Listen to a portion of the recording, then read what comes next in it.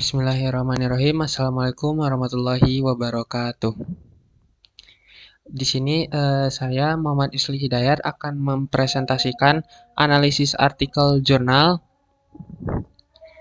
yang akan dianalisis. Artikel yang pertama ya, yang berjudul Physical and Digital Educational Escape Room for Teaching Chemical Bonding Concepts. Nah, yang ditulis oleh Jaden Wei Jiang dengan teman-temannya dan diterbitkan oleh Journal of Chemical Education. Dan jurnal kedua yaitu ada Chemical Bonding Successful Learning Using Kebokolek Game Media yang ditulis oleh Ahmad Lutfi, diterbitkan dari Journal of Technology and Digital Science Education.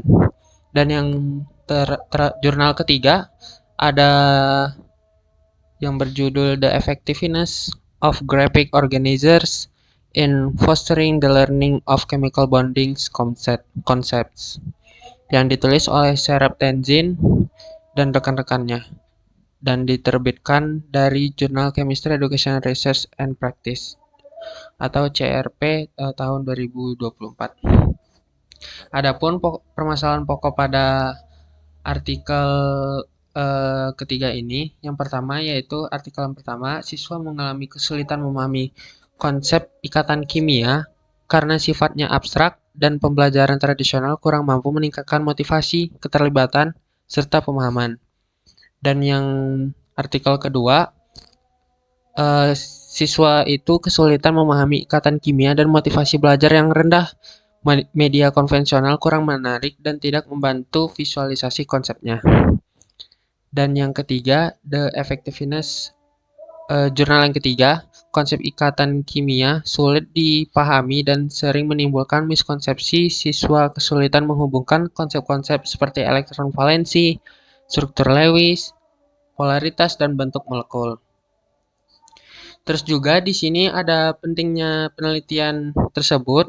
Pada artikel yang pertama, ikatan kimia adalah materi dasar yang menjadi prasyarat bagi banyak topik kimia lanjutan. Nah, jika siswa tidak memahami konsep awal, mereka akan terus membawa miskonsepsi. Selain itu, motivasi belajar siswa kimia cenderung rendah dan metode aktif dibutuhkan pada pentingnya penelitian tersebut. Nah, terus juga pada artikel yang kedua, tanpa memahami bonding, siswa akan kesulitan pada materi lanjutan seperti struktur, molekul, dan reaksi kimia. Nah, game edukasi berpotensi meningkatkan ketertarikan dan pemahaman siswa. Pada artikel yang ketiga, graphic organizer biasanya berbentuk peta konsep, compare, contrast map, cyclic map, dan lain-lain dapat membantu mengorganisasi informasi untuk mengurangi beban kognitif dan miskonsepsi siswa. Adapun tujuan penelitian pada artikel pertama menilai apakah educational escape room dapat yang pertama meningkatkan motivasi siswa, yang kedua meningkatkan pemahaman konsep ikatan kimia, yang ketiga membuat pembelajaran lebih menarik dan bermakna. Pada artikel kedua menguji keefektifan media game Kebokolek dalam yang pertama meningkatkan hasil belajar, meningkatkan aktivitas siswa, mengurangi kesalahan konsep. Dan pada artikel ketiga menilai apakah graphic organizers efektif untuk yang pertama meningkatkan pemahaman konsep ikatan kimia atau bonding, mengurangi miskonsepsi, membantu siswa membuat hubungan antar konsep.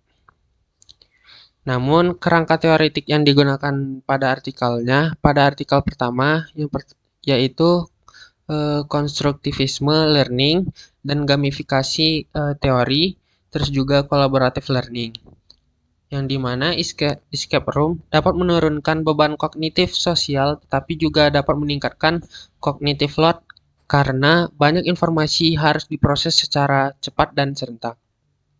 Adapun pada artikel kedua, gamifikasi in learning, terus juga cognitive theory of multimedia learning, terus juga behaviorism.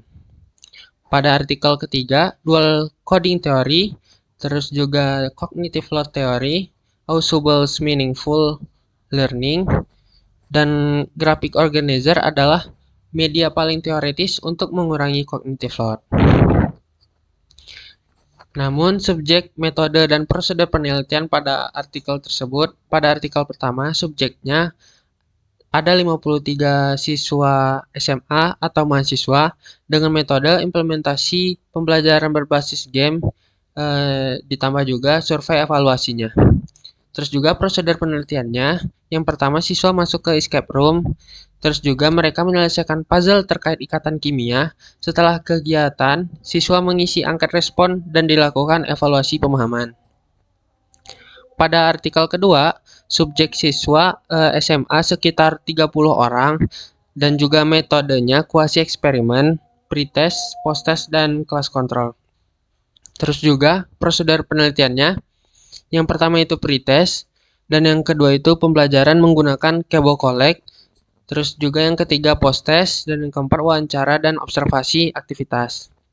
Lalu pada artikel ketiga, subjeknya ada 38 siswa kelas 11 dengan metode mixed metode, pre-post-test, dan juga interview. Adapun prosedur penelitiannya, yang pertama pretest, terus dilanjut dengan pembelajaran dengan graphic organizers, dan yang selanjutnya ada post-test, baru wawancara siswa dan guru. Dan instrumen dan pengumpulan datanya pada artikel pertama menggunakan angket motivasi dan persepsi siswa. Terus juga tes pemahaman materi bonding, lalu ada observasi aktivitas siswa.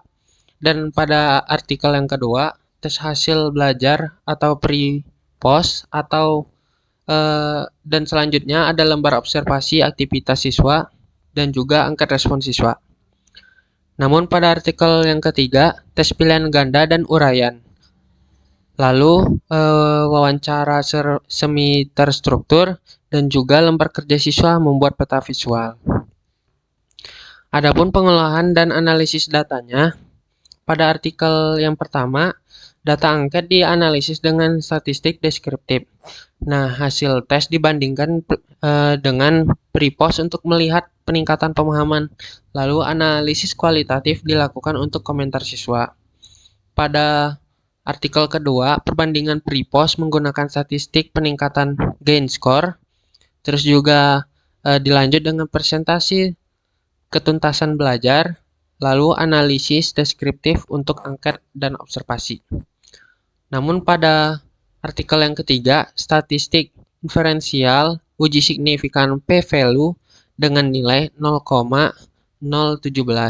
Lalu analisis kualitatif untuk wawancara, dan selanjutnya analisis miskonsepsi berdasarkan kategori pemahaman. Namun temuan dan kesimpulan, pada artikel pertama, escape room lebih meningkatkan motivasi dan keterlibatan daripada metode biasa. Terus juga pemahaman konsep meningkat pada sebagian besar peserta, lalu siswa merasa pembelajaran lebih menyenangkan, dan juga escape room efektif untuk engagement, tetapi tidak sepenuhnya menurunkan beban kognitif karena kompleksivitas puzzle. Terus juga artikel yang kedua, hasil belajar meningkatkan dengan ketuntasan 93,7%. Nah, aktivitas siswa sangat tinggi. Siswa merasa game mempermudah pemahaman konsep terkait cognitive load. Game yang terstruktur dalam level atau misi cenderung menurunkan beban kognitif karena informasi diberikan bertahap atau segmenting prinsipal. Pada artikel yang ketiga, pemahaman konsep meningkat signifikan. Miskonsepsi berkurang pada hampir semua indikator, dan juga siswa mampu menghubungkan konsep bonding secara lebih jelas, dan graphic organizer adalah media yang paling kuat untuk menurunkan cognitive load karena merapikan informasi. Terus juga manfaat bagi rencana penelitian ke depan. Pada artikel yang pertama memberikan inspirasi untuk menguji cognitive load pada model pembelajaran berbasis puzzle, dan juga menunjukkan bahwa meski menyenangkan, escape room bisa menambah beban mental karena multitasking, dan juga cocok sebagai pembanding media yang mungkin lebih efisien dari sisi cognitive load. Terus juga artikel ini relevan untuk hipotesis bahwa game berbasis misi berpotensi paling kecil beban kognitifnya dibanding escape room. Nah, bisa jadi salah satu media yang paling efektif dalam studi perbandingan cognitive load. Terus juga pada artikel ketiga memberi dasar kuat bahwa media berbasis visual lebih efektif mengurangi beban kognitif pada materi bonding dibanding game atau escape room. Adapun research gap pada artikel yang pertama menunjukkan peningkatan motivasi dan keterlibatan siswa, tetapi tidak mengevaluasi bagaimana aktivitas puzzle yang kompleks memengaruhi cognitive load.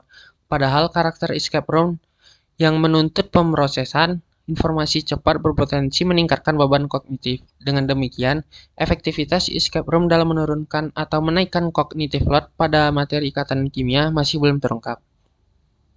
Terus juga, pada artikel yang kedua membuktikan bahwa game Kebo Collect meningkatkan hasil belajar dan aktivitas siswa, namun tidak menilai beban kognitif yang dialami selama proses bermain. Game digital berpotensi menurunkan cognitive load melalui struktur level dan umpan balik, tetapi penelitian ini tidak mengukurnya. Oleh karena itu, belum diketahui apakah game ini benar-benar lebih efisien secara kognitif dibanding media yang lain. Terus juga, pada artikel yang ketiga menunjukkan bahwa graphic organizer efektif meningkatkan pemahaman dan mengurangi miskonsepsi.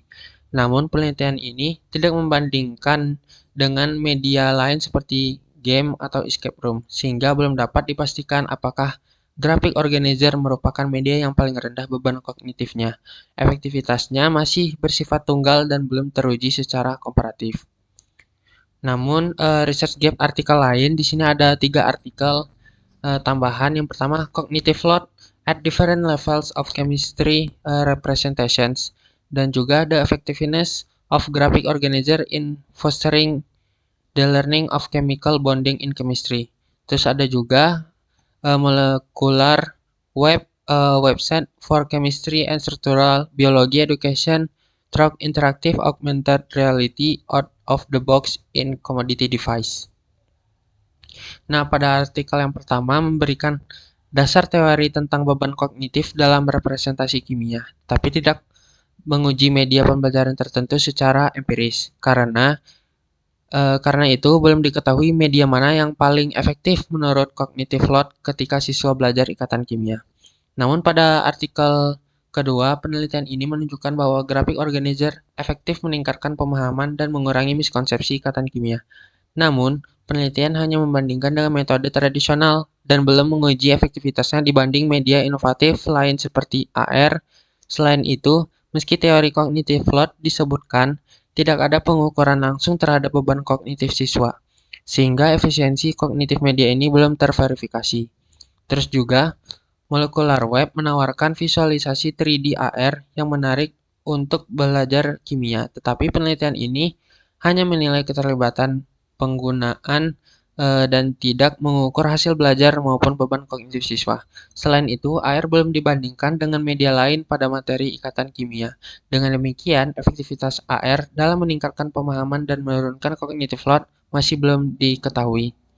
Adapun rumusan masalah yang dapat disintesis pada artikel-artikel tersebut, yang pertama, bagaimana beban kognitif siswa saat mempelajari ikatan kimia menggunakan media pembelajaran berbasis permainan digital dan media augmented reality. Yang kedua, apakah terdapat perbedaan kognitif antara penggunaan media pembelajaran berbasis permainan digital dan media augmented reality dalam pembelajaran ikatan kimia. Dan yang ketiga, pendekatan atau media manakah yang lebih efektif dalam menurunkan beban kognitif siswa pada materi ikatan kimia. Nah, adapun rencana judul proposalnya, di sini ada 2 judul rencananya. Judul yang pertama, perbandingan beban kognitif siswa dalam pembelajaran ikatan kimia menggunakan media permainan digital dan augmented reality. Dan judul kedua, efektivitas media permainan digital dan augmented reality dalam menurunkan beban kognitif pada materi ikatan kimia. Baik, demikian yang dapat saya sampaikan. Lebih dan kurangnya Yusli minta maaf. Wabillahi taufiq wal hidayah. Wassalamualaikum warahmatullahi wabarakatuh.